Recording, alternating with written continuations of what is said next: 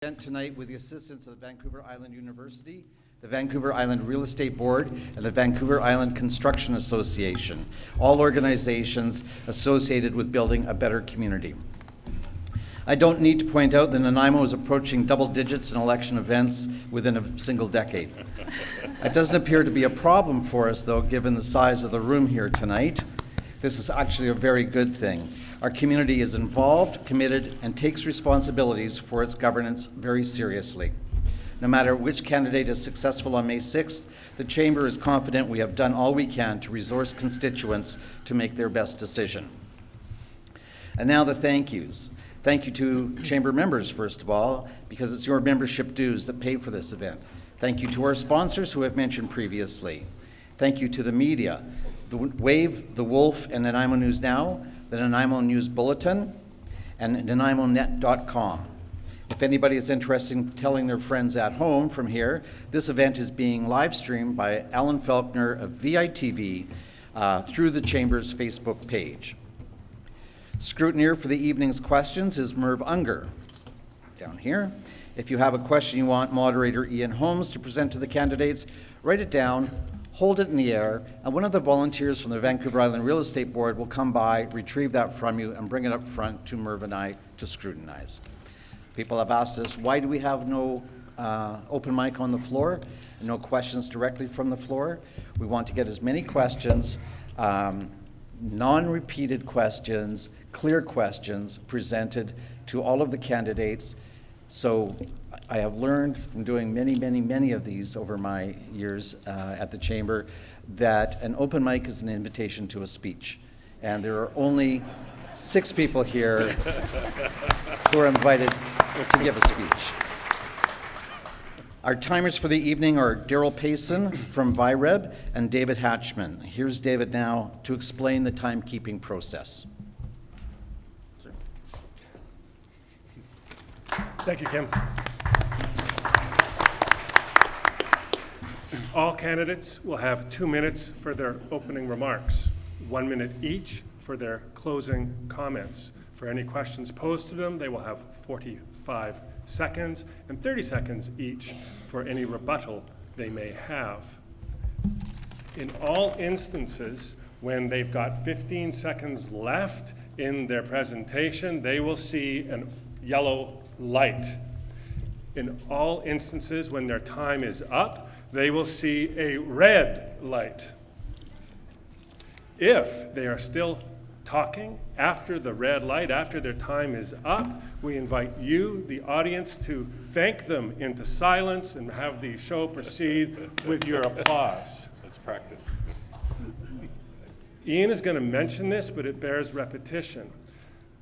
Some of you are going to have the urge to show support or lack of support when someone is speaking on stage.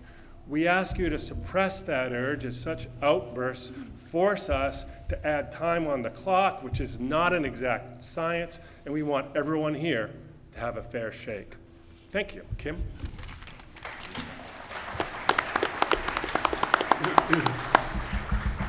So the last part of David's speech you'll all promptly ignore, just as you did when we did the provincial by-election 2 months ago or 3 months ago. Your passion is important, but please be respectful. And yes, you can celebrate an answer that you like, and you can show your disdain for an answer that you don't like, but please be respectful in all cases. And I know this audience very well, and I know that you will. So it's time now for me to ask you to help me in welcoming our moderator from the evening, from Nanaimo News Now, the Wave and the Wolf, Mr. Ian Holmes.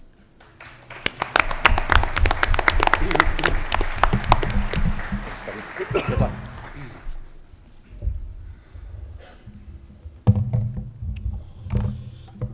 Thanks a lot for being here tonight. Great to see such an outstanding turnout. We were kind of wondering in our newsroom what kind of turnout there would be. Is there election fatigue? But this is an outstanding sign. There's such a huge crowd here at the Bevan Park Social Center for this by-election for the Nanaimo Ladysmith riding. Here's what to expect here tonight.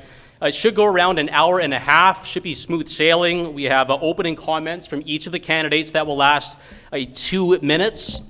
Following that, we have questions that came into the chamber here from the public, folks that came in that came up with their questions that put it into the box.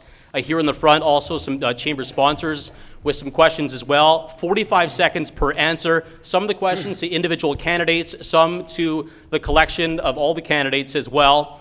So that will vary. Again, 45 seconds per answer. Each candidate, as stated before, gets 4 rebuttals, so we'll have a bit of a debate component to the evening to liven it up as well. The questions will get to a wide range of federal issues, so it's not just sticking to one kind of sphere of interest, so that should really speak to a wide range of interest here in the room. And each candidate will get a 1-minute closing remark as well here this evening. We should be out of here around 8:40 or so, about an hour and a half, as mentioned. So with the opening remarks, we'll get started now. Let's hear from the NDP's Mr. Bob Chamberlin. Again, 2 minutes, Bob. First, I want to acknowledge that we're on the unceded territory of the Nanaimo First Nation.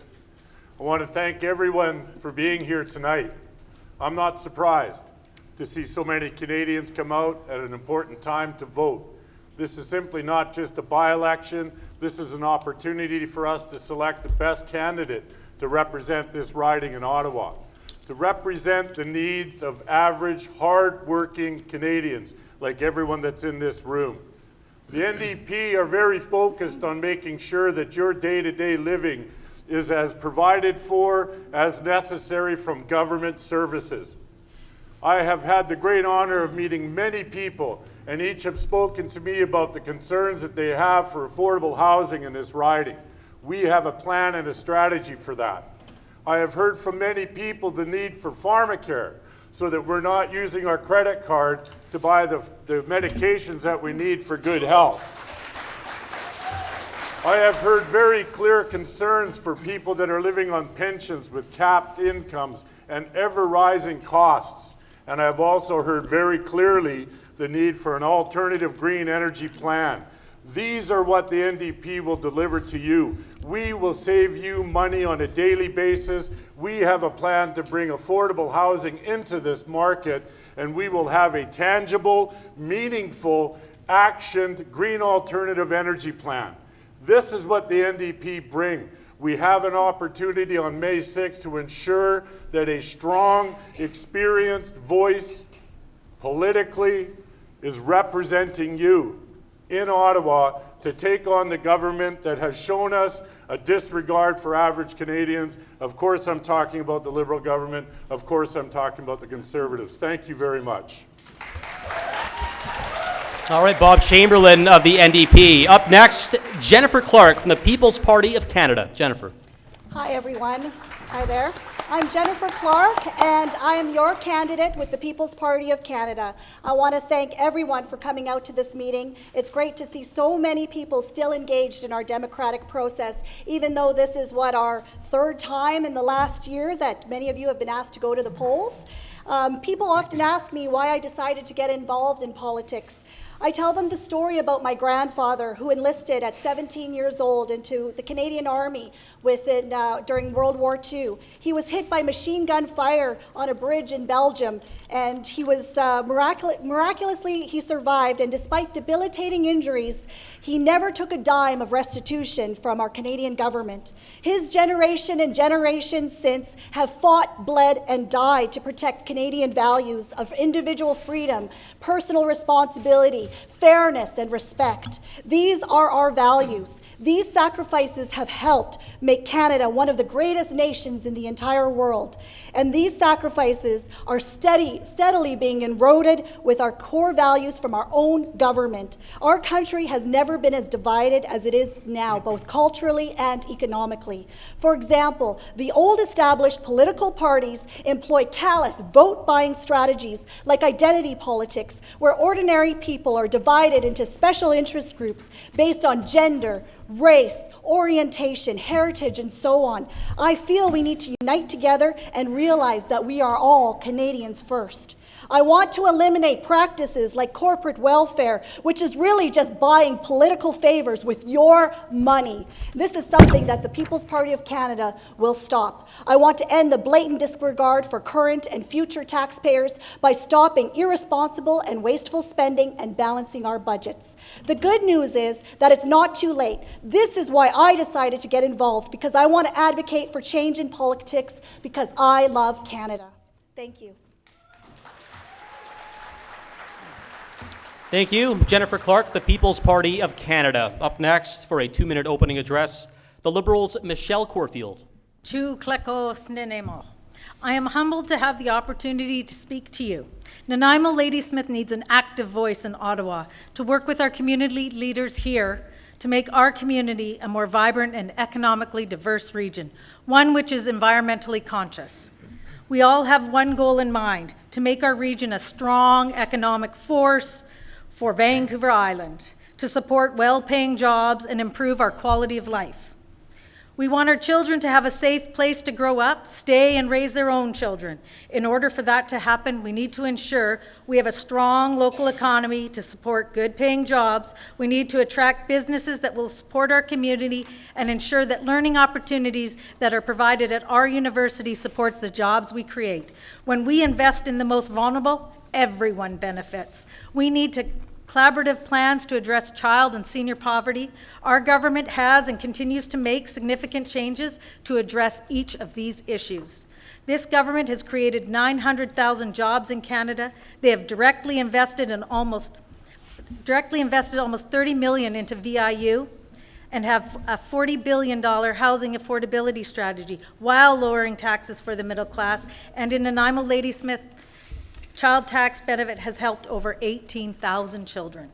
Supporting our seniors by increasing the guaranteed income supplement, this government is committed to making the lives of our community better. I have lived in Nanaimo all my life, and this is my community. I have worked hard for the last 30 years in the fishing industry, Nanaimo Harbourfront, social enterprises such as Habitat for Humanity, the Stevie Smith Bike Park, local First Nations. With your support, I will advocate for more opportunities in economic development and infrastructure while pursuing innovative solutions to the social problems we face in our community. We are stronger when we work together. It's our time, Nanaimo Ladysmith. That's Michelle Corfield of the Liberal Party of Canada. Up next, Mr. John Hirst from the Conservatives. Thank you. I would also like to acknowledge we're on the traditional territories of the Nanaimo First Nations. And I'd like to thank the Chamber for putting on this event, and I'd like to thank all the volunteers and staff for this facility who made this event possible. I think they deserve a round of applause, because without them, we wouldn't be here. So from the beginning, my campaign has been about the people of Nanaimo Ladysmith. That's why our focus for our campaign has been about talking to people. And the number one question I've been asked is, why are you doing this, John? So let's start there. Like many of you, I've been frustrated and disappointed by our recent representation. The lack of results and the lack of an effective voice in Ottawa has hurt our community. The way I was raised was, if you see a problem, you do something about it. We need a seat at the table to deliver real results for our community and to help address the issues that affect us all. Things like crime, affordability, the housing crisis, addictions. We need a voice in Ottawa that has a seat at the table that can make sure our concerns and values are heard. I was assured by Andrew Scheer when he visited here that I would have that seat and I could be that voice. I could then take our West Coast values and beliefs and have input on forming policy. And then, when we form government in October, that I would be able to deliver real results for our community. We can't afford another MP who stares at government from across the aisle in Parliament, who has no voice in forming policy, and who cannot deliver tangible results for our community. That's why I'm asking for your support on May 6th. Thank you. Thank you, John Hirst from the Conservative Party of Canada. Up next, Paul Manley from the Green Party.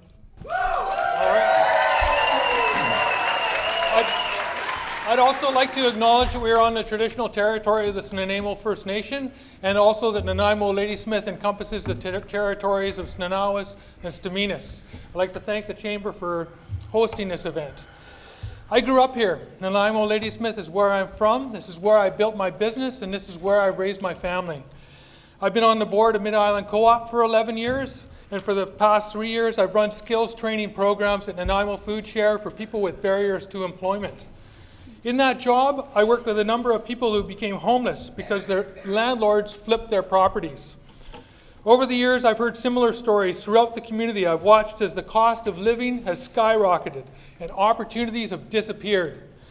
I want to see our community thrive, and I'm looking to the future, and what I see worries me. The old parties have failed to deliver on their promises to make things better. We need a new type of politics. We need representatives who will put principle ahead of politics, put their constituents ahead of their careers and their parties, and have the political courage to implement bold solutions to the challenges we face. That's how we'll make life better for people today and provide a healthy, secure future for our children and our grandchildren. The Green Party has a plan for a clean economy that will provide opportunity for everyone. We will stop subsidizing fossil fuels and invest in green jobs. We will fight for pharmacare and basic dental plans and reduce healthcare costs. We'll create tax incentives to build affordable rental housing in the community. As your MP, I will join Elizabeth May as the second Green MP in Parliament. I will double the size of the Green Party caucus and double the impact that she's already making. This will send a clear signal to the other parties that they need to shape up. They need to stop playing politics and start delivering. As your MP, I'll do exactly that. Please vote for me on May 6th. All right, thanks. Thanks, Paul.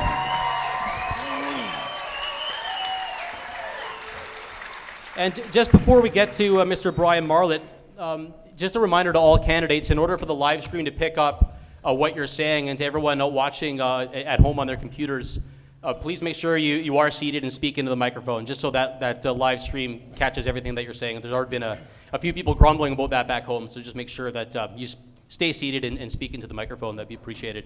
Up next, with a 2-minute opening remark, Mr. Brian Marlatt, Progressive Canadian Party. Brian? Thank you. First, a personal introduction. My name is Brian Marlatt. I'm the Progressive Conservative candidate, the Progressive Canadian candidate, the Tory candidate. Progressive Canadians are progressive conservatives. We look to the Tory principles of balanced progressive social policy and fiscal responsibility in political economy, and to nation building and national unity, rather than to the provincialism, continentalism, and neoconservatism of the Reform Party Conservatives, or to the movement and protest politics of left, right, and green, which divide us. We are consensus builders. I look forward to working with members of Parliament across the floor and representing this community. Democracy is not a zero-sum game. I have a long history of political engagement and of public policy contribution. I was active on the BC Policy Advisory Committee of the Progressive Conservative Party of Canada from 1998 until the 2003 hostile takeover by Stephen Harper's Canadian Alliance. Since joining Tory MPs and former cabinet ministers Sinclair Stevens and Hewart Grafty in the new PC party, I have been a candidate in 4 general elections. This is my 5th election as a candidate, and PC Democratic Reform critic. I've contributed briefs to Elections Canada and to parliamentary committees, most recently concerning BC 76, the Elections Modernization Act, which received royal assent in December. I'm here to put progressive conservative principles back on the ballot. On Vancouver Island since 2015, my principal concerns personally have been the healthcare needs of my parents, particularly my father, following a spinal cord injury and extensive hospitalization at Nanaimo General Hospital. This informs my views. Outside of politics, I've been an innovator, helping build a family business in healthcare and security technology. My academic career continues to inform my writing and research on healthcare and on healthcare issues, my contribution to conferences on disabilities issues, and to a UN conference on natural disaster mitigation. Lessons learned on these things will inform my approach as being your Member of Parliament. What are the issues we need to talk about? Democratic and parliamentary reform. Thanks a lot, Brian. Thank you. It's now time to get into the question phase. Lots of questions coming in from members of the audience, dropping their questions in beforehand, and must be 60, 70 questions in on paper. And out of all the questions we've had, the most by far relate around climate change, the environment. A lot of concerns from people here in the riding surrounding that issue. So I've taken all the various different points and tried to put this into a question for all of the candidates with a planet approaching 8 billion people, lots of different political interests around the world. What can we do here in Canada, and specifically as the next member of Parliament here for Nanaimo Ladysmith, to address the ever-increasing concern of climate change here locally and how that impacts our country? All right, we'll start with you, Bob. Thank you for the question.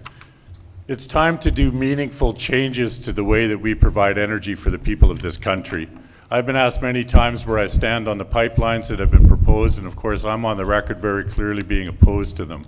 I would not make that choice.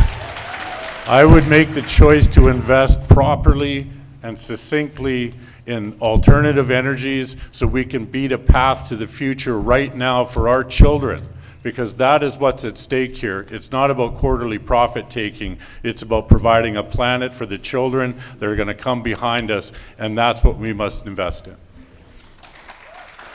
All right, thanks a lot. Bob Chamberlin of the NDP, and just so you know, any questions that come in addressed to all the candidates, we will make it random in terms of the order. We'll just go with the order that you see on stage here with their opening addresses, and then we'll mix it up from there. Climate change concerns. Jennifer Clarke, your thoughts on that? Yes, hi there. I'm representing the People's Party of Canada, and we are deeply concerned about the environment. We want clean air, clean water, clean lakes, clean rivers. We want to see our children be able to swim in all lakes and rivers. This is something that should have been done by now. We want to see clean water on all the First Nations reserves. That's something that should have happened already. So thank you for that.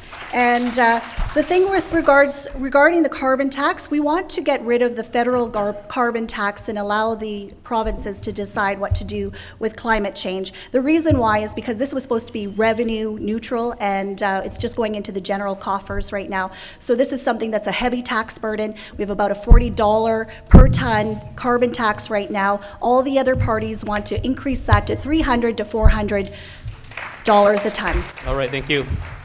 Jennifer Clarke of the People's Party of Canada. Climate change and what you would do about it as MP for Nanaimo Ladysmith. Michelle Corfield of the Liberals, your response. Thank you. So this government has a climate action strategy that is being implemented right now. Homes contribute 11%, transport 25%, industry 40%, agriculture 13%, and electricity 11%. To climate change. We need to reduce all of those, and they are all being addressed in the Climate Action Plan. This government is committed to the Oceans Protection Plan, $1.5 billion to protect our coast, coast to coast to coast. So we have already implemented strategies and actions to address the environment. And personally, I wrote a toolkit on the environmental assessment process in 2015, and I'm proud of the work that I've been able to do.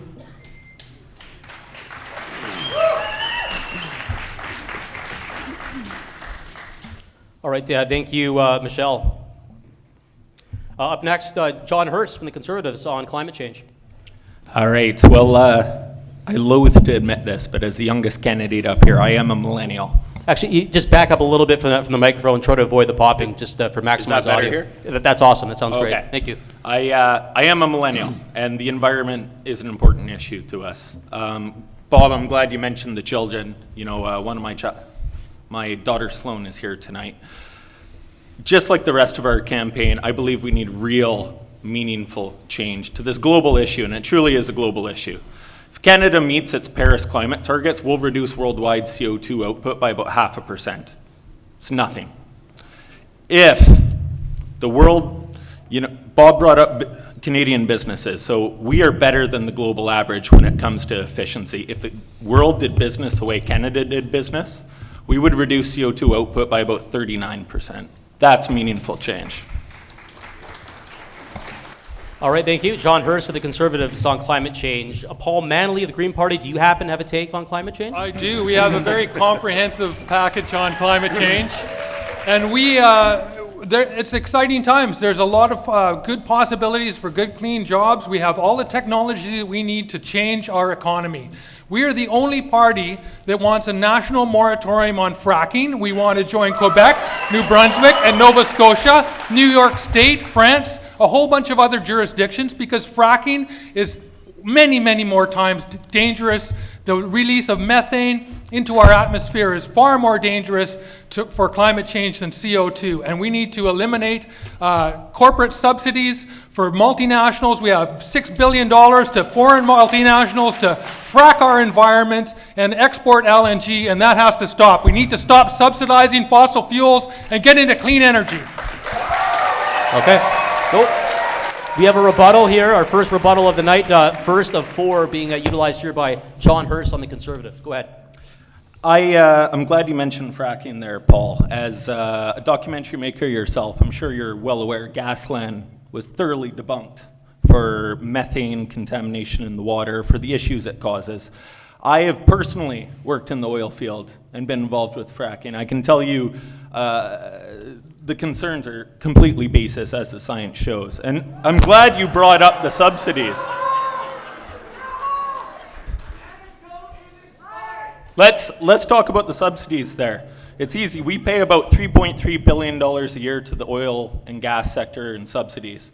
We collect in royalties about $15.8 billion a year. So let me put that really simply for you, Paul. If you paid me $3 and I paid you back $15, would that be a good investment for you?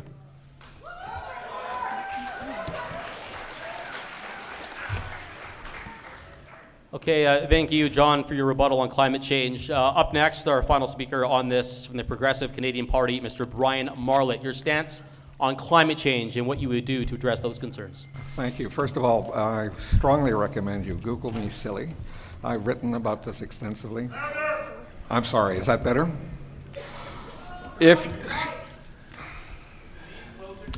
Okay, thank you. Environmental policy that recognizes the reality of climate change is necessary.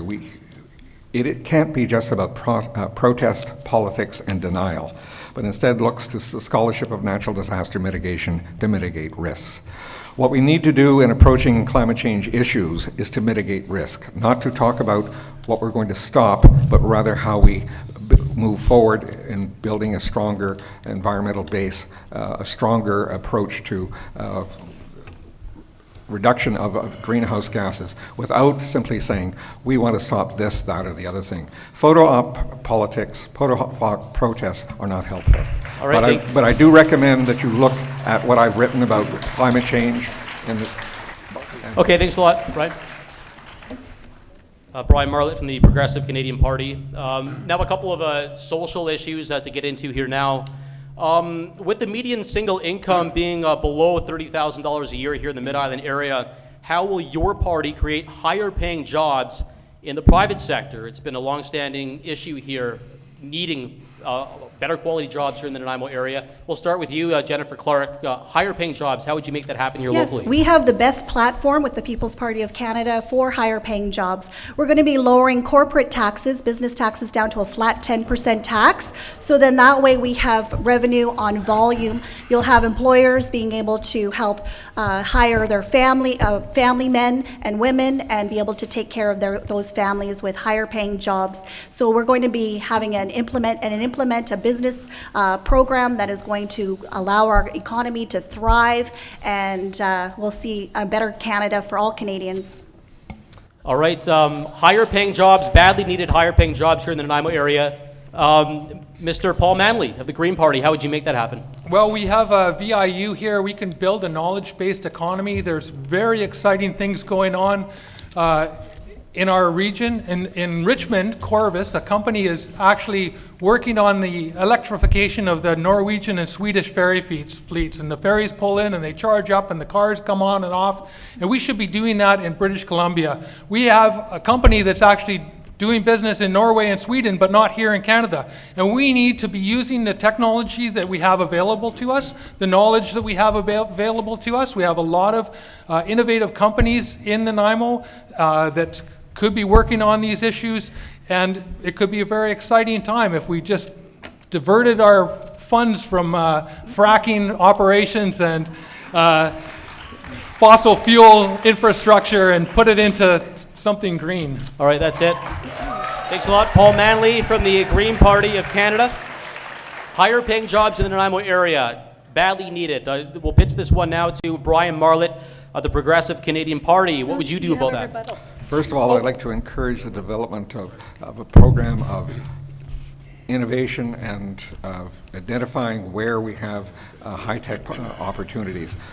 The company that we operated, the company that we formed, was about producing healthcare and security industry technology in an area that was previously undiscovered. We can do that here and take advantage of educational opportunities to build a base for innovation in technology.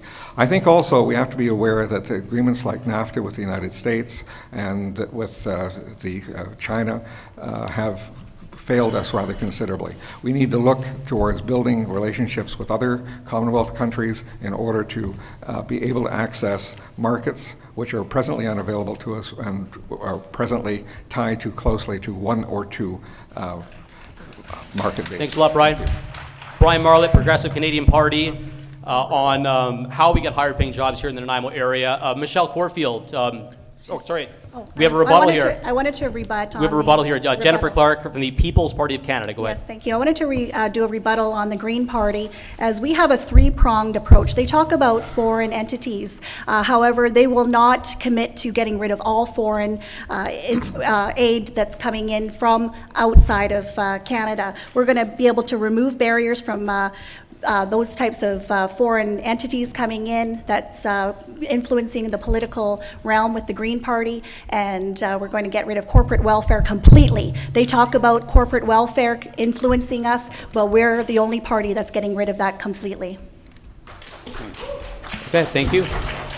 All right, higher paying jobs here in the Nanaimo area. How do we create that? Michelle Corfield from the Liberal Party. Thank you. I'm excited to talk about the Vancouver Island Free Trade Zone that we've just actually had finished just recently. That's going to enable manufacturing and different companies to come to Nanaimo. We need to invest in our infrastructure, in our ports and our airports. We live on an island. We have to have good infrastructure so we can attract good companies and good businesses. When we attract good companies and good businesses, that equals good paying jobs. Just like we created down at the port recently, the Vehicle Processing Center, 200 jobs during construction and 100 jobs at full build out. That's good paying jobs right here in Nanaimo right now. Investment by this government, $6.3 million. Okay, John Hirst, the Conservatives, higher paying jobs in the Nanaimo area. What's your stance on making that happen? Small business is the driver for our economy on the Mid-Island. You know, the Green Party and the NDP have both come out as strongly against business. The Liberal tax changes, I got it in the mail, Paul. The Liberal tax changes have been a direct attack against small business owners. What we need to do is we need to foster and encourage local businesses and innovation. That's what will drive the economy. That's what will create good paying jobs. And that's what will be the economy of the future. Thank you. Bob Chamberlin, lastly, from the NDP on creating higher quality paying jobs here in the Nanaimo area. Well, thank you for the question. I believe that when we start to consider the economy of this part of the province, of this part of Vancouver Island, we have a very clear opportunity here with 3 First Nations in this riding. I propose that we're going to advance true reconciliation between the citizens of Canada here with the First Nations and develop partnerships that are going to create new opportunities. And I don't believe that I think we need to address the high costs of housing, the high costs of pharmacare, in order to make life sustainable as it is today until the time that we are able to develop the new economy which will drive good paying jobs here in this part of the island. All right, thank you. Bob Chamberlin of the NDP. And that concludes our opening question. We have a rebuttal. We have a rebuttal, okay. Paul Manley of the Green Party, go ahead. If you look in our policy book, you're going to find that we actually have very comprehensive policy on small business. We support small business a lot because we understand it is a driver, and we are not one of these corporate-driven parties that works with large multinationals and gives them tax breaks to operate in our country. So we have comprehensive things that we want to do. One of the things we need to do is home energy retrofits and building retrofits across this country, but in this area, and make buildings more efficient, and that's going to help with climate change. It's also going to create a lot of jobs. All right, thank you. Paul Manley, the Green Party. Any other comments, any other rebuttals at all on creating higher paying jobs in the Nanaimo area? Okay, let's move on. Our next question, kind of along the same vein, homelessness. As we all know, it's a huge issue here in the Nanaimo area. It's really accelerated over the past couple of years and culminated last summer with that massive tent city that we had in downtown Nanaimo. What would you and your party do to address the homelessness issue that really grips the Nanaimo area? Opening question, we'll go now with Michelle Corfield of the Liberal Party. Michelle, go ahead. Homelessness. This government has a $40 billion housing strategy. It's a full spectrum approach to housing affordability. Homelessness is at one spectrum, and seniors just about losing their ability to live on their own because they can't afford it is at the other end. We have to build homes for everybody. We got to build it, we got to maintain it, and we got to subsidize it. And then we have already invested in Nanaimo already. On Bowen Road, over $6 million was invested into that passive housing that actually is run by the Nanaimo Aboriginal Centre. This government is investing today in projects in this area for people that need housing affordability. All right, thank you. Michelle Corfield of the Liberal Party on tackling homelessness here in the Nanaimo Ladysmith riding. Bob Chamberlin of the NDP, what's your stance on dealing with this important issue? This has been a very critical issue here in Nanaimo, no question about it. When we consider homelessness, we got to consider the poverty that people are living in. We must consider that the fact that the government that has been in power for the past 3.5 years has not met the needs of this riding. We must be clear also that the Liberals were intended to be the answer to the Conservatives. Neither have delivered. Both of them are responsible for it, moving this crisis to where it is today. So what we need to do is have federal, provincial, municipal integrated approach to this problem of homelessness, because it touches on mental health issues, touches on health issues, and it touches on addiction issues. We need to come together to meet the needs of the most vulnerable. Okay, thank you. Bob Chamberlin of the NDP on homelessness, and we'll turn this over to Jennifer Clarke of the People's Party of Canada on addressing homelessness locally. Go ahead. Thank you. We have an amazing economic platform. We're going to be lowering taxes down to a flat tax of 10% between $15,000 and $100,000. We're going to be raising your personal exemption of 0% under $15,000 and a flat tax of 25% over $100,000. So by lowering taxes, you'll have more money in your pocket. We're going to lower food costs by getting rid of supply management. We're going to phase that out over 5 years. You're going to see the cost of eggs and milk and dairy and poultry come right down, and cost of eggs in the States is 99 cents a carton. It should be about $1.30, $1.35 here in Canada, and you're going to see that with the People's Party of Canada government. You're also going to see your lower cell phone bills. We're going to deregulate CRTC, your communication bills, and Shaw Cable. So these are the things that we're going to help make life more affordable for all Canadians. Okay, thank you. Jennifer Clarke of the People's Party of Canada. John Hirst now on the Conservative Party on dealing with the homelessness issue locally. Go ahead, John. I agree with a lot of what you said there, Bob. It is a multidimensional problem. We need more opportunity. We talked about the median individual income being so low. We're in one of the lowest income ridings of all of BC, and we're in the bottom third of Canada. We need to create more opportunity. We need to make life actually more affordable for middle-class Canadians. And throwing money at the issue is not the solution here. I recently met with the head of the Vancouver Island Construction Association, who told me the funding is there. It's the capacity to build it. It's the skilled labor to be able to put these places up. Even if there was more federal money thrown at this, nobody's going to bid on the projects because they're already overwhelmed. We need to support our trades and support our schools to create better paying jobs and have the capacity to fill that demand. Okay, thank you. John Hirst of the Conservative Party of Canada on homelessness.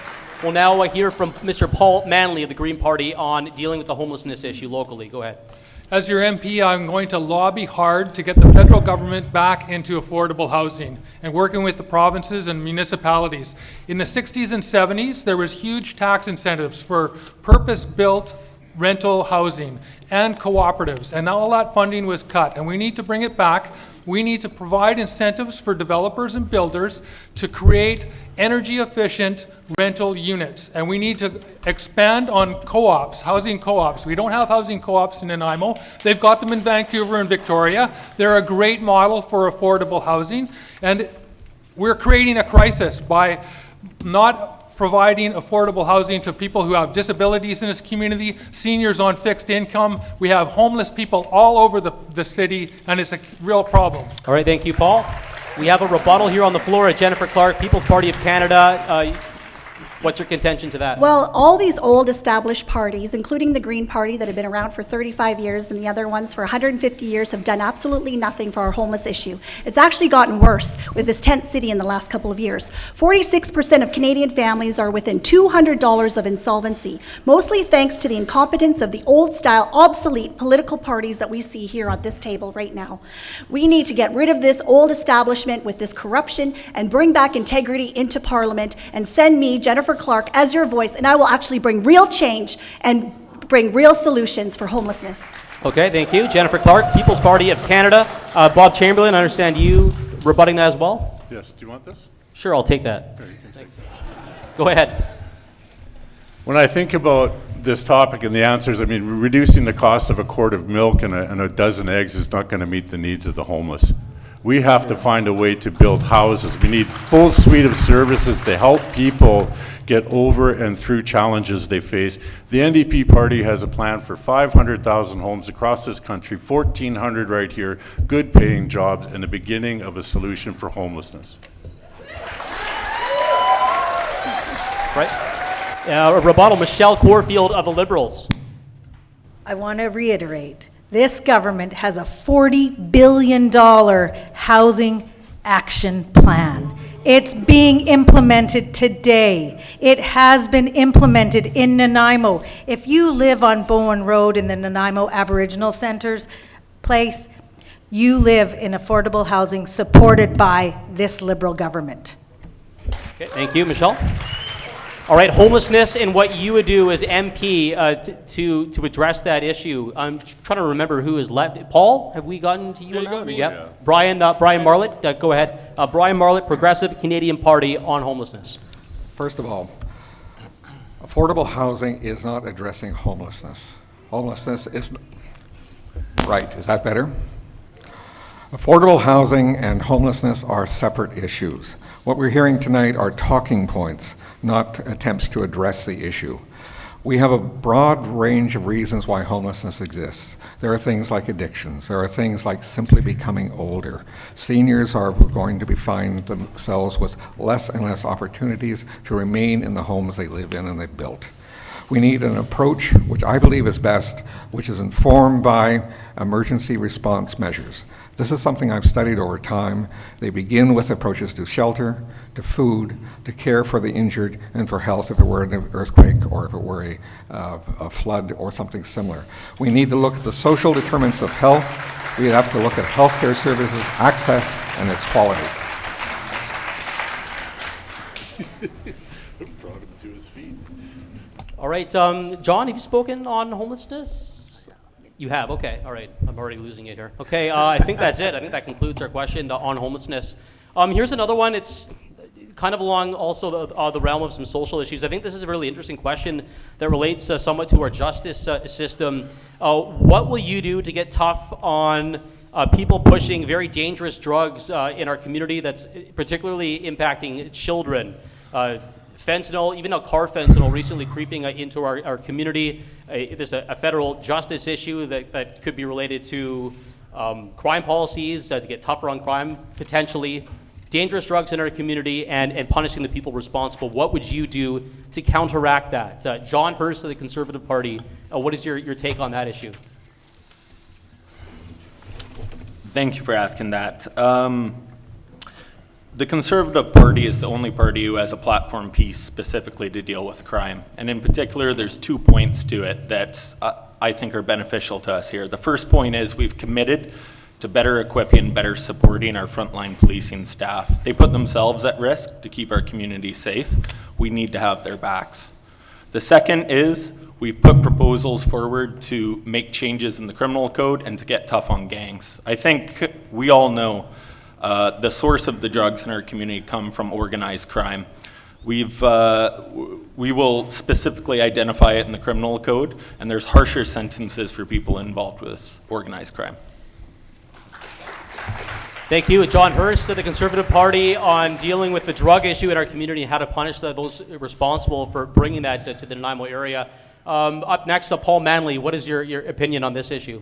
Well, the war on drugs has been a complete failure. I mean, when people can get drugs in prison, then you know that you have a problem. And it's created corruption in police forces and in prison systems. And, you know, this is a failed model. And we need to move away from a system where drugs are regulated by gangsters. You know, we should be looking at the Portugal model. We should be looking at what Europeans are doing, where they have a completely different approach.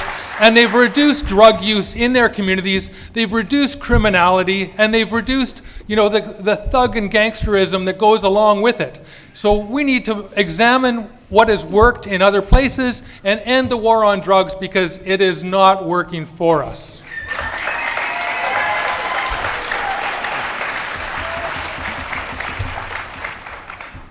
Michelle Corfield of the Liberal Party, drugs impacting our community, holding those responsible, how to prevent that from continually negatively impacting our community. What is your stance on that? The increased amount of dangerous drugs in our communities is at an all-time high. When we have synthetic drugs like fentanyl, carfentanil, and we're having, and I was proud to sit on the College of Physicians and Surgeons when we made naloxone available to everyone, so we would quit losing our children to overdose. That's the number one and most important thing that I can be proud of on this file. We have to look at this throughout an entire spectrum. Criminality is a result of something, and we have to look at the root cause and look at everything from a root cause analysis so we address it in a holistic approach. And I'm proud of the work that we've done so far, but this was about crime. All right, thank you. Michelle Corfield of the Liberal Parties of Canada on the impact of hard drugs, sometimes fatal drugs, creeping into our community. Up next, Bob Chamberlin of the NDP. What is your opinion on this? I think we're all learning now about the connection between money laundering of drugs and the increase on housing costs. And I think what we need now is a very strong focus on shutting down that opportunity and stifling the profit making that's going to be occurring from these drugs that are coming in from other countries. Unacceptable. The fact that they can be shipped here is extremely troubling and kill our children. When I think about our children, I think about our youth, I think about the massive numbers of overdoses that we've had to experience and carry the burden of grief. I think that we need way more treatment facilities, detox centers. We need to alter the way that the programs are delivered to capture people when they're at their bottom and crying for help. That's what we need to do. Bob Chamberlin of the NDP on the drug problem impacting our community. Up next, Brian Marlatt of the Progressive Canadian Party. You're on the floor on drugs. Go ahead. Thank you.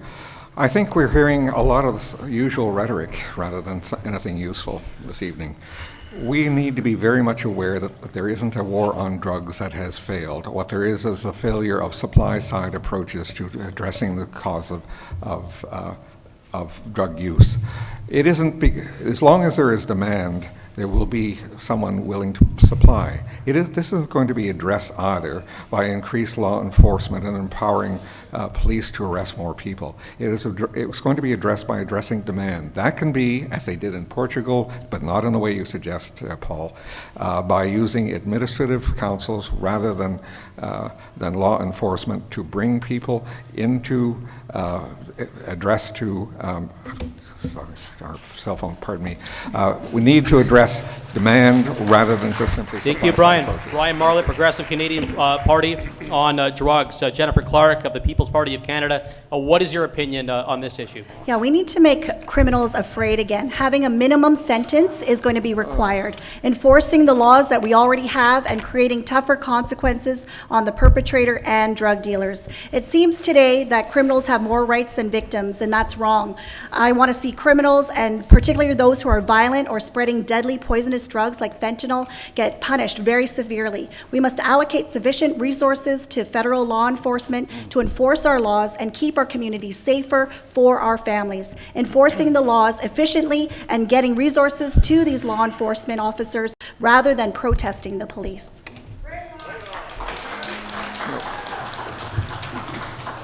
Okay, we have a rebuttal. John Hirst, the Conservative Party. Go ahead. I don't necessarily want to rebut any one specific point. I'd like to clarify a little bit. And I'd like to start with a personal story. In October of 2017, I lost my father to suicide, and he dealt with mental health issues and addiction and alcoholism. This is a very close personal subject to me. When I took this question and approached it at crime, absolutely we should go after the source of drugs, but to go after the people who are suffering, that's a revolving door system that gets us nowhere. Oh, if I could just add, if you are suffering or you do need help, there are resources out there available to you. Please reach out. Okay, thank you. The next question revolves around the potential for a passenger-only ferry between Nanaimo and Vancouver. There is a very advanced proposal that's moving along. All the various permits are now signed off on. Everything's all done except for funding. And my question is to the candidates. Would you lobby hard for the federal, as MP, for the federal government and also for the province to come to the table? Because it's not going to get done with just solely the federal government pumping dollars into this expensive project, which does need senior government help. What is your stance on senior government assistance for a passenger-only ferry, which everyone here wants, between Nanaimo and Vancouver? Okay, we'll start. Michelle Corfield. I started the last Oh, one. did you? Okay, we'll move it around. I think you can leave me to the end now. Okay. All right, Bob Chamberlin of the NDP, you look ready. Go ahead. Okay. Well, certainly I support and I would advocate for all measures of transportation to make life more affordable for us here in Nanaimo. We have an opportunity. There is such an amazingly expensive city to live in called Vancouver and the Lower Mainland that we could capitalize on the brain power that's there, the skills that are there to make Nanaimo become more robust, to become more vibrant in order to create more employment here. And the better, more efficient transportation modes that we have to connect us anywhere, whether it's Vancouver or elsewhere, is to our benefit. And I would ensure that a very strong, clear, concise voice advocating for the federal participation would be there. Okay, Paul Manley of the Green Party, a passenger-only ferry between Nanaimo and Vancouver. How would you help try to make that a reality? Well, as somebody who commuted from Nanaimo to Vancouver to work in the television industry for a few years, I can understand the need for more types of transportation and more modes of transportation. I haven't seen the business plan yet for this. I hear that it's been pulled together, and you know, if there's a good case to be made there, and that the investors are got their ducks in a row and are going to be able to pull this off, because the last time it didn't work. They didn't have deep enough pockets to keep it going. But I would support it. Once I've had a chance to review the business plan. I can't make promises without, actually having a look at a good, solid business plan, and I would do that as your MP. Thank you. Paul Manley of the Green Party on the potential for a Nanaimo to Vancouver passenger-only ferry. John Hirst of the Conservative Party, your stance. I would remind voters that the Conservative government in 2015 promised $14.6 million in Nanaimo for this project. We are 100% behind it. If I become your MP, I will be a strong advocate in Ottawa to get us the funding we need to get this off the ground. And I have seen the business plan for it. Okay, thank you very much. John, passenger-only ferry in Nanaimo to Vancouver. Brian Marlatt of the Progressive Canadian Party, go ahead. Thank you so much. This sort of a proposal needs to be considered beyond the immediate notion of a passenger-only ferry. It needs to be tied to public transit, both on the mainland and here on the island. We need to look at possibilities for reinvesting in the ENN to make it something not simply for tourist trade, but rather to bring together the transit advantages that it will bring to the entire island and focus on Nanaimo in doing so. On the mainland, it has to be tied to light urban rail. I think a coordinated approach of this kind can help us be able to address not only things like climate change, which we've talked about here this evening, but also to be able to make people more mobile and make access to services on the mainland more readily available. Thank you. Thank you very much. Brian Marlatt, Progressive Canadian Party. Michelle Corfield, passenger-only ferry, Nanaimo to Vancouver. From your opinion, how do you see this, trying to make this a reality here? So I'm old enough to remember, and having been going to Vancouver on the CPR ferry. So if you've been in Nanaimo that long, you know what the first fast passenger ferry looked like. The Port of Nanaimo has had a relationship with ICFL since 2011. I have supported that project since my coming on to the port, and I would continue to support this project going forward. It's important as a part of our highway system to have adequate resources to get us to and from the mainland. Okay. Thank you, Michelle. Michelle Corfield of the Liberal Party. Jennifer Clarke, you're last on this one, barring any rebuttals of the People's Party of Canada. Passenger-only ferry Nanaimo to Vancouver. From your end, yes. Are you behind this? How do you make it happen? Yes, we would support a passenger-only ferry from Vancouver to Nanaimo and back with proper private funding as well. We've looked at the numbers, and it's a very small margin of profit, but if we can make the numbers work, that would be great. We have the best economic platform by getting rid of corporate welfare, reducing foreign aid, so that we can increase infrastructure here in Nanaimo, Ladysmith, and all across Canada, and we're also going to reduce excess government spending, all the wasteful spending as well. So with all these extra funds, we'll be able to increase infrastructure in Canada and also help veterans, seniors, homeless, and people that are living like they're in a third world country right here in Canada. We want them to have a basic standard of living, and we want to make sure that everyone in Canada is prospering and doing well. So that's our platform. Okay, thank you. Jennifer Clarke, People's Party of Canada. Another half hour goes to around 8:30, as I understand. Kim Smythe from the Chamber. So just an update here on our rebuttals that have been used so far. Jennifer Clarke, two for John Hirst, one for Bob Chamberlin, and Paul Manley, none yet utilized by Mr. Brian Marlatt. So we're getting pretty deep into the debate. You can start rolling those out if you want to. There's a question here specifically for Michelle Corfield of the Liberal Party. Your government promised to make life affordable for the middle class, but most people say they're not better off now than compared to 4 years ago. Has the Liberal government been too tepid to make a difference for the middle class? I think this government has made significant attempts to reduce the burden on middle class. They've reduced the taxes for middle class. They've supported 300,000 children across the country in the child benefit. 18,000 here in Nanaimo are supported. We have supported the seniors with the guaranteed income supplement. All of these things help the middle class.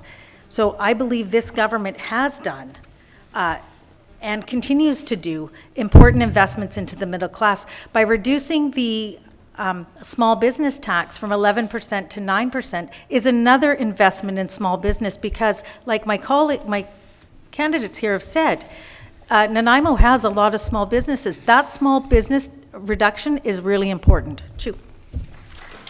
Okay. Thank you. We have a rebuttal here, Bob Chamberlin of the NDP, on a question to Michelle Corfield about life not as affordable as this questionnaire would want to for the middle class. And Bob, what is your stance? I've spoken to many people on their doorsteps, and they're telling me that life is unaffordable, that the government that has been in power have been making decisions that are favoring corporate friends. And the most recent one that I know is on all of our minds is a $12 million gift to Loblaws for new fridges. $12 billion worth of tax breaks for companies and corporations. Imagine if that money went into the needs of Canadians. Just picture that, if it went to meet your needs. Thank you very much. A rebuttal, Jennifer Clarke, People's Party of Canada. Go ahead. When you vote for Maxime Bernier and Jennifer Clarke, you're going to have the best economy ever in Canada. We are going to make sure that corporate welfare is completely eliminated. That's all the bailout packages to SNC-Lavalin, Loblaws, the banks, Bombardier, you name it. All those ones are going to be completely cut out. We'll save billions of dollars right there. We're the only party saying this, that we're completely axing all bailout packages right now. And we're also going to be reducing the foreign spending, so we'll have more money to be able to take care of you here at home. Okay. Jennifer Clarke, People's Party of Canada. Paul Manley from the Green Party with a rebuttal. Go ahead. We need to make life more affordable for the middle class, and the way to do that is not to be buying pipelines for $4.5 billion, not to be giving tax breaks to multinational companies, 5 multinational companies, all foreign, that call themselves LNG Canada, that they got $6 billion in tax breaks by the NDP, and it's supported by Jagmeet Singh. This is not the way to make life more affordable in British Columbia, by giving money away to foreign multinationals. All right, thank you. Now a question directed to Mr. Bob Chamberlin of the NDP. Bob, you fought hard against the Kinder Morgan pipeline expansion, but now you're stumping for the equally disastrous LNG, liquefied natural gas. What happened? My position on fossil fuel expansion is very clear. You don't have to look far on the internet to see all the times that I've stood up for the environment, that I've stood up against pipelines, that I've stood up against Site C Dam.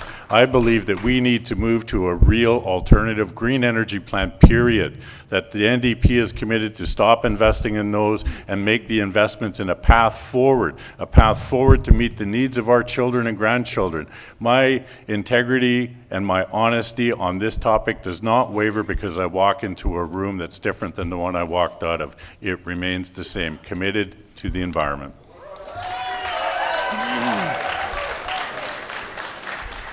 A rebuttal, Paul Manley, go ahead on LNG. Go ahead. Bob, unfortunately, you've joined the wrong party, because your party leader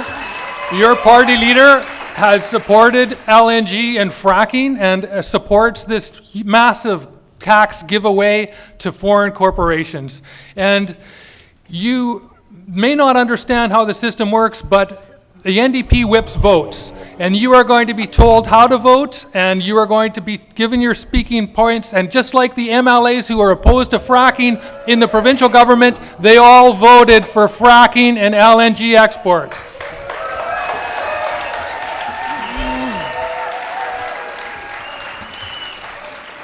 Okay, next question here. And realistically, whoever gets voted to Ottawa, you're going to be there for about 5 months. We got another election scheduled for October. So, I mean, essentially my question is, if you're being put into this very short-term role as an MP in Nanaimo, what can you actually get accomplished in that short amount of time?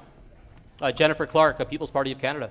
When you vote for me, you are voting for a member of parliament that is not bought, that has integrity, that is going to be your voice standing up for your Charter of Rights and Freedoms. One thing that people don't realize is all of these other candidates are working for their party, they're working for their leader and their policies and their platforms. They have something that's called a whip that tells them how to vote, how to bring forth bills, and they're bought, and they're completely, you know, they're corrupt, right? You know that. They've been around for so long. Definitely, they have. Has your life been better? Has your life been better under these parties? You've given them a chance. Send me to Ottawa, and I will be your voice for integrity and for your Charter of Rights and Freedoms. I will stand up for you, and I will be your voice. Okay, thank you. Jennifer Clarke, People's Party of Canada. We have a rebuttal. John Hirst, the Conservatives. I'd just like to let everyone know, if I'm elected your MP, I will be working for Nanaimo Ladysmith, not a party, not a leader. A couple parties have brought up the issue of being whipped, and I think it's a safe bet to say they've never been part of a team sport. There's a saying that says, if you want to go far, you go with others. And I was given direct assurances by Andrew Scheer that we need a West Coast voice with our values, our beliefs, as part of government. Thank you.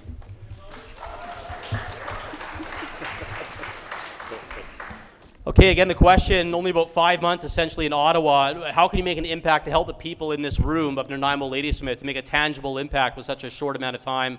No balance of power changing in Ottawa, so what can you do to stand up for Nanaimo? Michelle Corfield. Well, I think I've already started the work. I've been advocating for our citizens here, right here in Nanaimo Ladysmith already. I have met with all of the city mayors, and they all have plans going forward to take advantage of the increased doubling up of the gas tax investment, direct infrastructure investment into our cities, which each and every one of us benefit from. Each First Nation also has that same opportunity to apply for that infrastructure fund. So we've been working hard. I've met with the Airport Authority. I've got their plan. I've met with the Port Authority. I've got their plan. I have met with all of the as many as I can possibly can of the not-for-profits to see what their needs are. I've already been working hard on their behalf and on your behalf. Thank you. Thank you. Michelle Corfield of the Liberal Party. Very short tenure for whoever is going to be MP at this table to make a difference and stand up for Nanaimo Ladysmith. How can you make some kind of a difference in a short amount of time? John Hirst. Very, very simply, it's by having a voice from Vancouver Island to help shape policy for the next government in Canada. The platform is still being developed, it's still being refined. We need a voice from here. We need an effective voice in Ottawa. We need a seat at the table to take our values, our beliefs, and have that brought to the national stage. Thank you. John Hirst of the Conservative Party.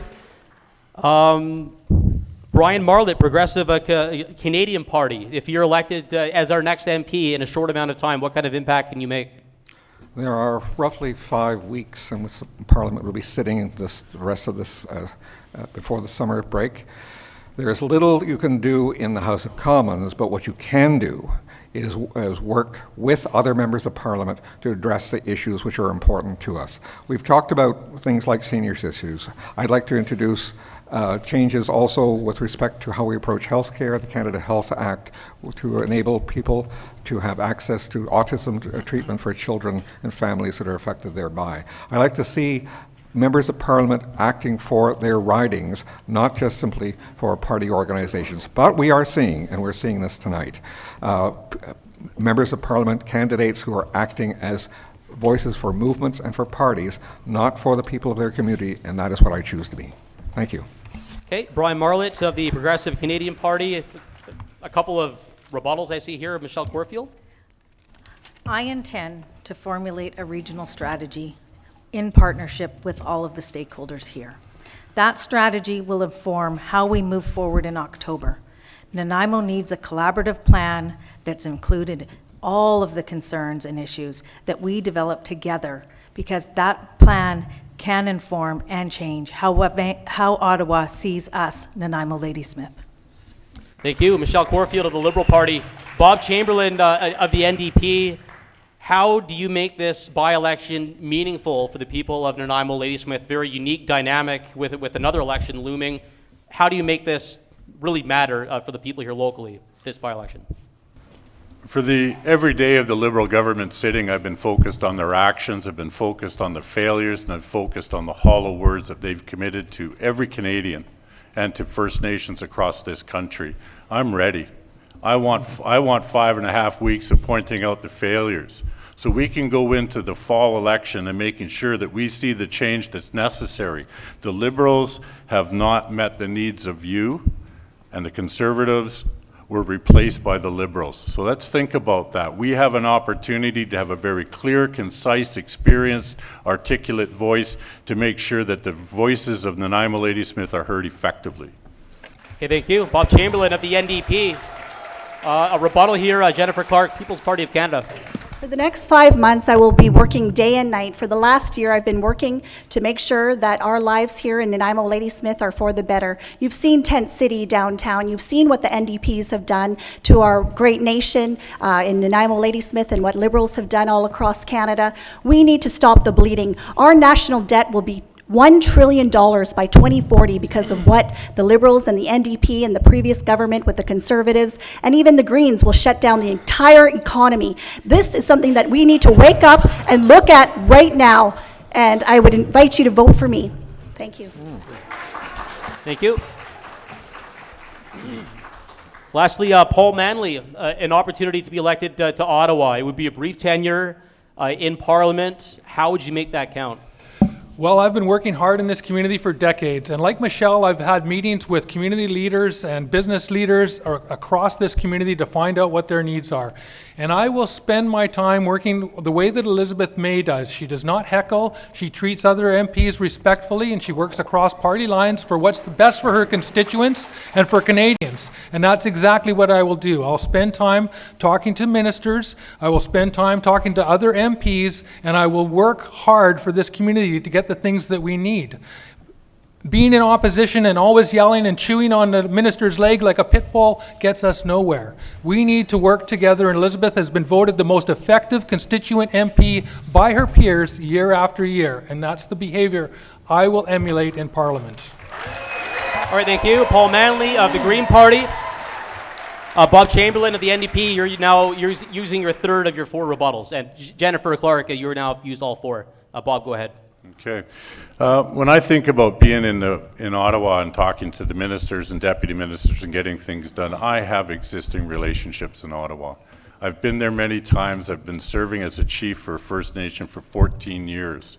I have served as the vice president of the Union of BC Indian Chiefs for 9. Ottawa knows me, and that is how I'm going to advance the needs of this riding very clearly. Thank you. We have a rebuttal. Brian Marlatt, Progressive Canadian Party. Thank you. I'd like to ask Paul and Bob in particular, do you really believe that movement politics, that the working for the purposes of a political movement as opposed to for the persons, the people that live in this riding, is the way you're going to build strength in this community? I see only of subservience to what is really just simply a protest and movement politics, and not something progressive in any sense. You know, the word progressive has been misused in many ways. I think that today we need to move forward to reintroduce the notion that the people matter, not just simply a movement that you're part of. Thank you, Brian. Brian Marlatt of the Progressive Canadian Party. Do we get to answer his questions? Please. Okay, the next question here is it's for Bob Chamberlain of the NDP. What is your position on wild salmon and fish farming, and what have you done about that? So essentially, the relationship, long contentious issue, wild salmon, and the fish farm industry, and how do you see those two coexisting, and what is your stance on that? Well, it's been very clear for 14 years that I've fought for the protection of wild salmon, period. A large part of that focus has been on fish farms. We've had conservative governments that absolutely disregarded our concerns. The Liberal government was just the same. And so what we did as our First Nation with neighboring 2 others, we implemented the UN Declaration on the Rights of Indigenous People with the provincial NDP, a new process instead of consultation, shared recommendations, shared decision-making supported by both industry partners. That is what free, prior, and informed consent can do, and I've had the political experience and accomplishment to make it real. Thank you. Bob Chamberlain, any other takers on fish farming wild salmon? All right. A question specifically for John Hirst of the Conservative Party of Canada. What is your plan to deal with our massive debt? John Hirst. Well, the Conservative Party has committed to balancing the budget. At the current rate of expenditures, this is a legacy I do not want to leave my children. My daughter Sloan, who's almost 4 months old here in the audience, will have a balanced budget under a Liberal government by the time she's done university, and that's not right. Thank you. John Hirst of the Conservative Party. Question now for Michelle Corfield of the Liberals. What does your party propose to help average Canadians... Oh, sorry. Thank you. Brian Marlatt of the Progressive Canadian Party. You have a rebuttal. Go ahead. Thank you. John, the neoconservative recession in 2008 came about because of laissez-faire capitalism, corporatism that put the corporate interest ahead of national interest, and libertarianism that simply dismissed the needs of people as a whole. We saw a huge amount of profits going to banks. We saw very little going to the average person. I don't see in the GST cuts, the 2 GST cuts of 1%, which took us from 5 straight years of surplus to the brink of deficit as being responsible economics. Thank you. Ian? A rebuttal here, Paul Manley of the Green Party. From World War II until 1973, we used the Bank of Canada to fund infrastructure in this country, for municipalities, for provinces, and for national infrastructure. The International Monetary Fund told us to stop doing that and to borrow money from the big banks. And that has led us to where we are now. That's like borrowing money from the loan shark down the street instead of from your family, where the interest keeps rolling into the public purse. And we need to look at going back to using the Bank of Canada for infrastructure funding. Okay, any rebuttals? I know I missed it last time around. Sorry about that. Okay. All right, that's everything in terms of our dealing with our massive federal debt, big problems at provincial level of government as well. That question from Michelle Corfield of the Liberal Party, I think this is a question that really applies to this riding as an aging riding. What does your party propose to help average Canadians retire with dignity at the age of 65? Michelle Corfield of the Liberals, go ahead. Well, the first thing we did was we made OAP available at 65 instead of 67. This government, for the first time in Canada's history, has a minister responsible for seniors. With over 20,000 seniors living in this riding, senior citizens are critically important to Nanaimo Ladysmith, and we have to invest in them. That is why this government has increased the guaranteed income supplement for seniors. Housing affordability for seniors is top priority, and national pharmacare for everyone, especially seniors, so they can afford to get their prescriptions and not have to not buy food. That's a critical investment into our senior citizens, national pharmacare with a national dispensary, and I am well aware of this because I sat on the College of Physicians and Surgeons and we talked about this.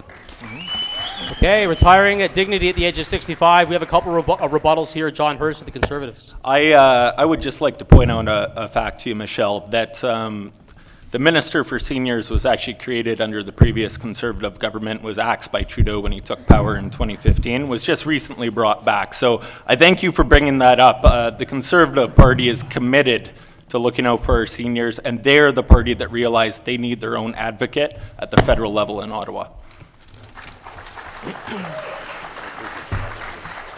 A rebuttal of Bob Chamberlin of the NDP. I first want to thank the Liberal and Conservative candidates for owning up to having a minister that's not meeting the needs of the people that are living on pensions.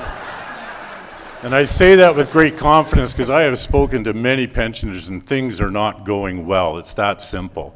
And I would like to see a very clear, concise plan to reduce the out-of-pocket costs. The NDP have a comprehensive health care, pharmacare plan, not a patchwork like the Liberals and the Green Party. Thank you.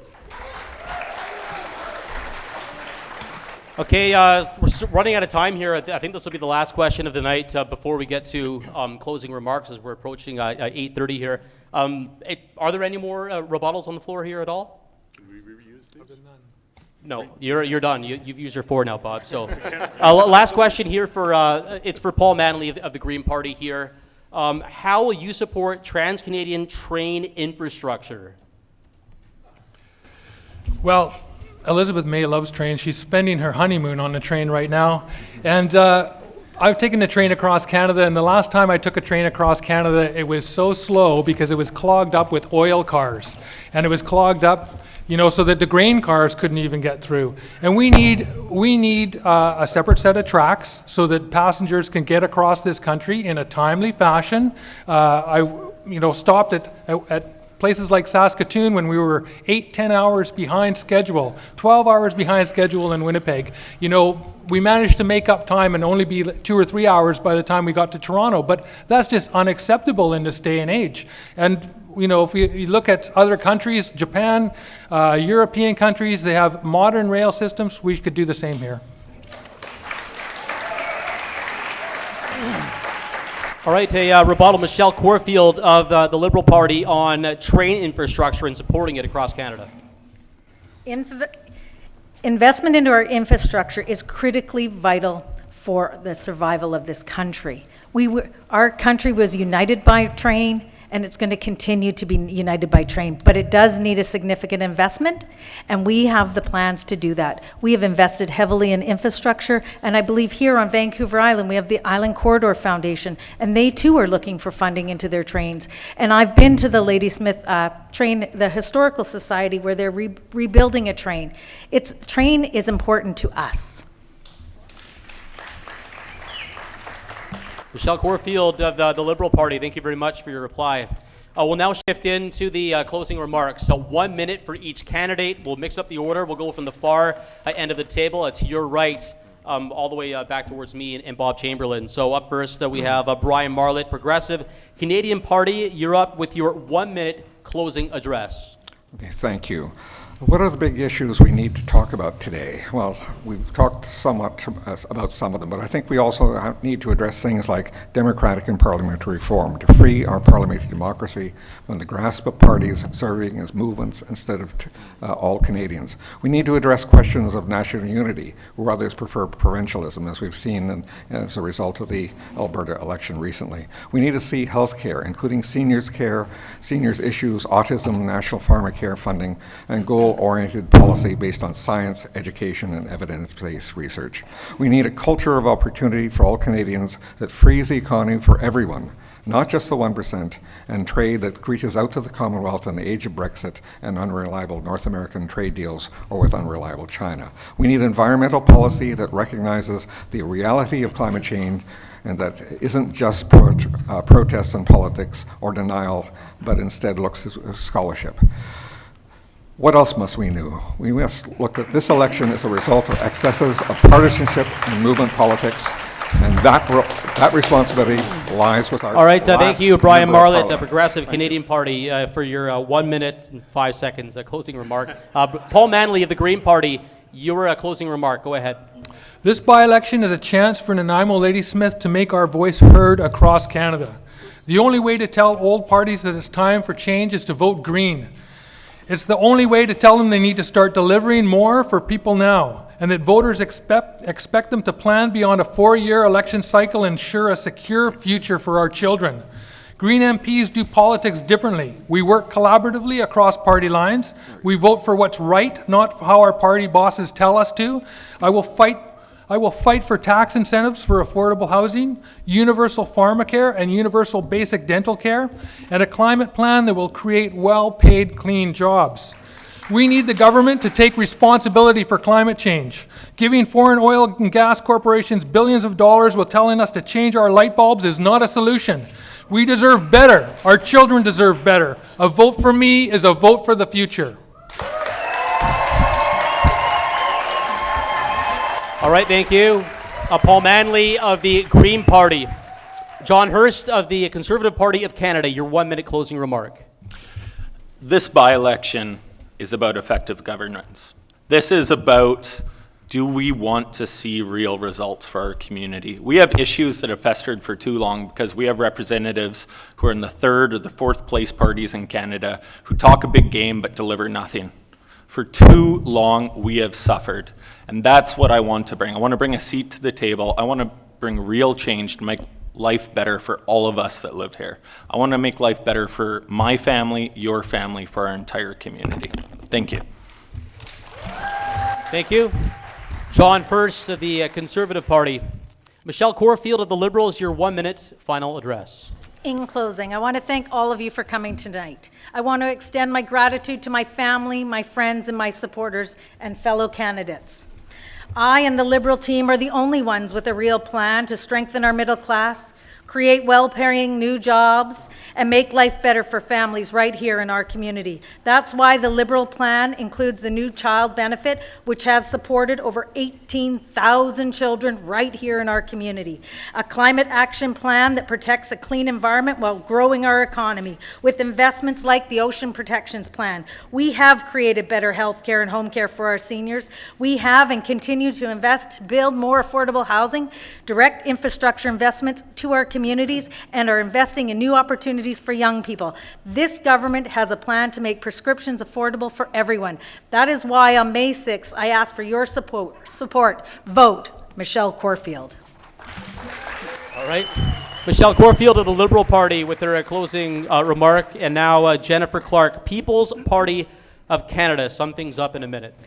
I will represent you as Member of Parliament because Canada is in a time of crisis due to these old political parties, because they have foreign organizations that are funding them and they don't have our best interests in mind. We have debt that will be heaped onto the backs of our children and our grandchildren because of deficits piled up from successive governments. We are facing the loss of our freedoms to speak those values that have been part of our family traditions and for generations. There is weakness in leadership as politicians pander to whatever people want to hear, yet never deliver.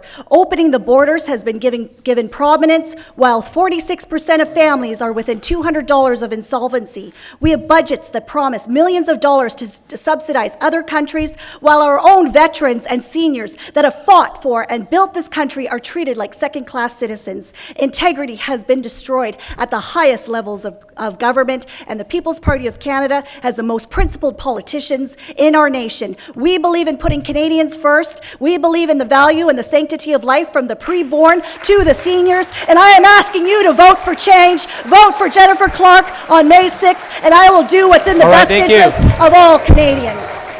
Jennifer Clarke of the People's Party of Canada, thank you very much. Lastly, we have Bob Chamberlin of the New Democratic Party of Canada with your closing remark.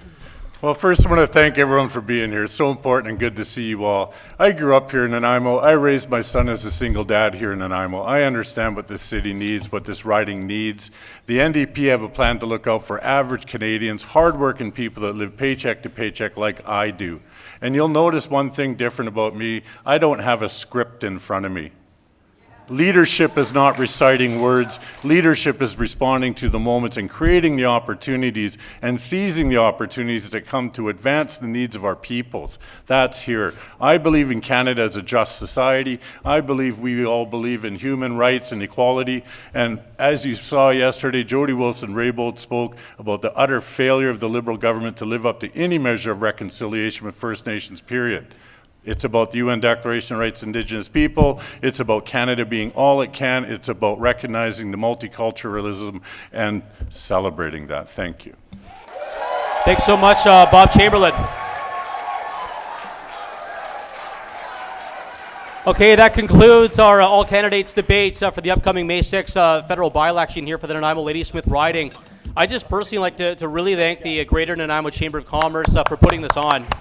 It's a growing tradition that the Chamber has done. It takes a lot of work, time, energy. Kim Smythe, your team, and all the volunteers you work with that come together to make this happen. The scrutineers, it really is fantastic. And hopefully you, the voters, have had an opportunity, the undecided voters, maybe your decision is maybe a little more clear from what you heard from these 6 candidates. So let's give them a big round of applause for essentially putting their lives on hold to represent our interests in Ottawa. I think it's fantastic that they've devoted so much time to this important cause. Again, election May 6th. The advanced voting starts tomorrow. If you haven't gotten your voter information package, just Google Elections Canada, Nanaimo Ladysmith. Type in your address to find out the nearest voting station. Advanced voting starts tomorrow, the election May 6th. Thank you very much. Have a good night. Drive home safely.